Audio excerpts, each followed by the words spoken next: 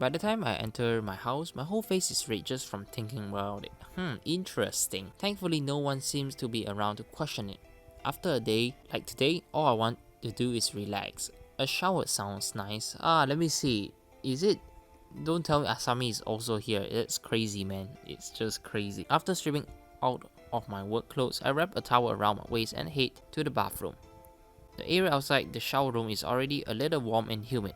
Mom and Dad are both downstairs. Maybe one of them took a shower right before I got home. I know, because I did play a few of this game before, and I know it's definitely Asami in the shower room. I reached for the door handle when suddenly, okay, the door opens to reveal the soapy figure of Asami standing right in front of me. Hey, honey bear, you're finally home. Asami, why are you in my shower? I quickly avert my gaze, but Asami only steps closer. You don't need to look away, silly. Oh god, it's so cringe. Okay, besides, it's pretty obvious you were about to walk in on me. There's no point in pretending now. Asami hums a low, seductive laugh. There was no way I could have known you were in there. Right, sure. If you want to join me, you could have just asked. Asami grabs my wrist and attempts to pull me back into the shower with her. No. 27 gems, please. I don't have. The stuff is so expensive, man. No way, your dad would kill me if he found out. Are you planning to tell him? Well, no, but we still shouldn't. What are you talking about? Oh, I just realized that her dad didn't know any of this situation. I rest my wrist from Asami's grip, nearly stumbling back and losing my towel. As I do, oh my god, pouts and in disappointment and rolls her eyes. Fine, I'll shower alone. She suddenly grins in. I have time to crawl naked in your bed while you are showering. What are you talking about? Oh, interesting. With a sinister giggle, Asami returns to her shower and I to my bedroom. Alright.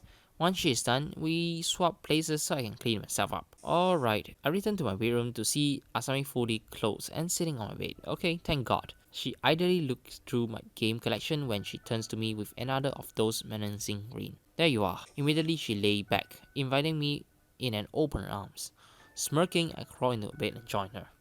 You really do make yourself at home here, don't you? What can I say? Once something's mine, it's mine. She's very possessive, isn't she? I think back to the first day we met and what she said when she was dragging Emiko, how she reprimanded her for even daring to talk to me. Interesting.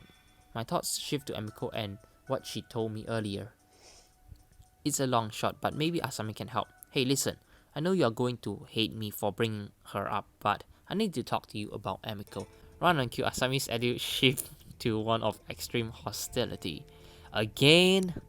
Just listen to me, please.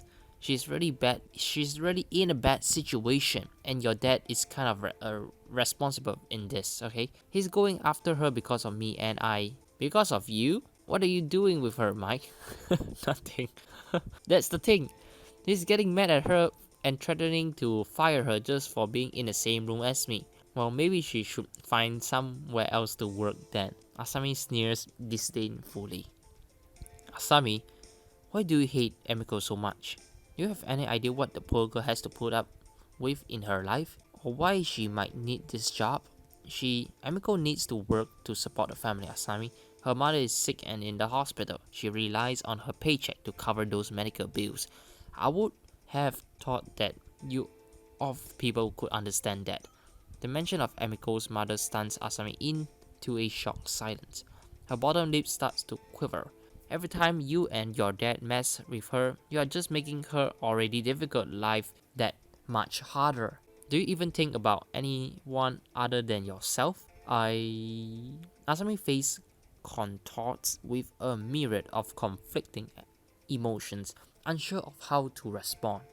I was letting myself see good in Asami, but I guess she's just a bully after all. Whatever, I'm going to sleep.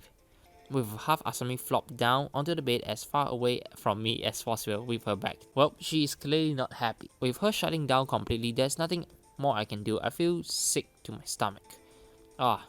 Just when I was starting to really like Asami. I need out of this damn contract for good. Oh, okay. Sometime later in the night, I wake up to quiet sobbing. What the heck? I slowly roll over to face Asami and see her still turn away. Her whole body quivering. Asami, I'm sorry, Mike. Her voice is cracking and weak. What? Was that an apology? You're right. I'm so selfish, Asami. She turns toward me, revealing her tear-soaked face. You asked me why I hate that girl so much. She's just. She made things so frustrating for me. Sorry, let me read that again. She made things so frustrating for me. How? Everyone thinks I have it easy because I'm beautiful and smart, but so is she. I try to be the best in every field because that's what you have to do as a Yamamoto. Oh, that's what expected of you. After my mom died, I really had to step it up and act like everything was normal to save face for our family. She didn't even get a chance to grieve. Maybe in some way I thought that if I did well, I would help ease my dad's pain. But what about her pain? That's a lot of stress on a young girl. But at every turn, there was that amical girl trying to beat me. I thought she was doing it to spite me. It made me so mad. I hate her for it. And then I saw her going after you, and Asami stopped, her sobbing growing. Asami stops, her sobbing growing much more intense. Okay, this one is pretty relatable when you are really sad and the sobbing will go really intense, okay? I couldn't stand the thoughts of letting my dad down again and failing at this whole contract thing too. I know it doesn't justify it, but I didn't know what she was dealing with. I was so blinded by my hatred of her, I didn't think. I'm so selfish, Mike. And finally, she starts to think. Alright, without a second thought, I pull Asami into my arms, hugging her tightly. Alright, if, like I said, premium option, I will go bye-bye, okay? She's quickly to latch on to me and her whole body shakes against me, okay? It's okay, Asami. I didn't know either. Not just about Emiko, but about you. I'm sorry your dad holds you to such an insane standards. But you shouldn't worry so much. I have seen the terrifying intensity of his love for you. I doubt that will ever change even if you aren't the best at everything and you are not selfish for trying to ease his pain either. You try so hard to keep up this image of who people want you to be. But you have shown me that real you hiding underneath all of that. Good, a happy ending, finally. Okay? And know you are scared and feel lonely. But guess what? Asami lifts her teary gaze up to meet my eyes. You are not alone anymore.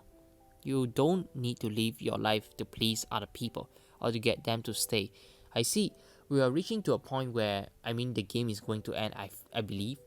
I'm here with you. I'll stay with you no matter what happens. Mike. Asami buries her face into my chest and begins to cry all over again.